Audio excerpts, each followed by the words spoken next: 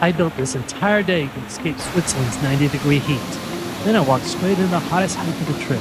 No shade, open sun, and Reichenbach Falls was still ahead of me. Somewhere along the way, my brilliant plan to deal with the heat wave had gone completely wrong. But let's go back. That mistake came a few days later. The first clue to beating this heat wave actually came from another hike. My first try started at Mannlichen. I was staying in Mürren, and that morning I got up early and hiked almost 5 miles toward Kleine Scheidegg. Beautiful trail, but by the time I finished, the temperature was climbing fast. Normally, I might have looked for another trail. Not that afternoon. On the way back toward Mürren, I stopped at Trümmelbach Falls, above Lauterbrunnen. Outside, the valley was baking. Inside was something completely different. You don't just walk up to this waterfall. You walk inside the mountain and actually ride a funicular up. First, you hear the water. Then it gets louder. Dark tunnels and stairways cut into the rock. And all this glacial water is forcing its way through spaces that barely look big enough to hold it. Cold rock, water spray, and darkness. For the first time all week, the heat didn't matter. And that's when I thought, maybe I didn't have to stop hiking. Maybe I just had to split the day in half. Morning hike, cool afternoon adventure. One try, one win. A few days later, I thought I had the formula figured out. I didn't. This time, I built the entire day around beating the heat.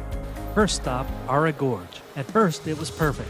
The walkways bolted right into the rock. Walls close in around you, river rushing below, shade, water, cool air. Exactly what I needed.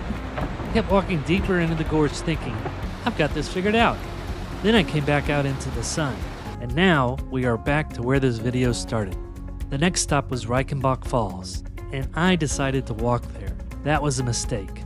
The shade disappeared, it was over 90 degrees, and the walk was over a mile. Exactly what this entire day was supposed to avoid.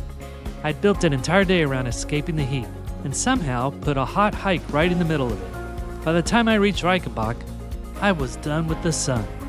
Then came the funicular ride up. The water drops through this enormous canyon, but I'd learned something. A cool destination doesn't help much if getting there cooks you first.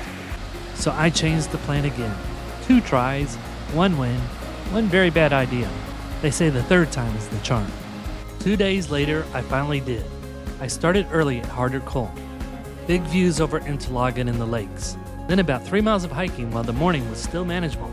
And this time, when the temperature started climbing, I got off the mountain.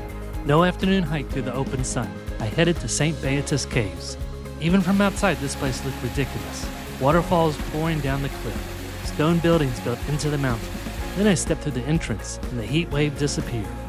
Cool air, dark tunnels, underground water. Rock chambers disappearing deeper into the mountain. And according to legend, a dragon once lived here. I didn't find the dragon, but if he had air conditioning, I might have moved in with him. By then, I'd finally learned how to travel through a Swiss heat wave. I didn't stop hiking. I stopped pretending I had to follow the original plan exactly. Mountains in the morning, out of the sun by lunch. Trümmelbach Falls gave me the idea. Aare Gorge and Reichenbach Falls showed me exactly what not to do, and St. Beatus Caves gave me the version that finally worked. I spent months planning this trip, but Switzerland kept reminding me.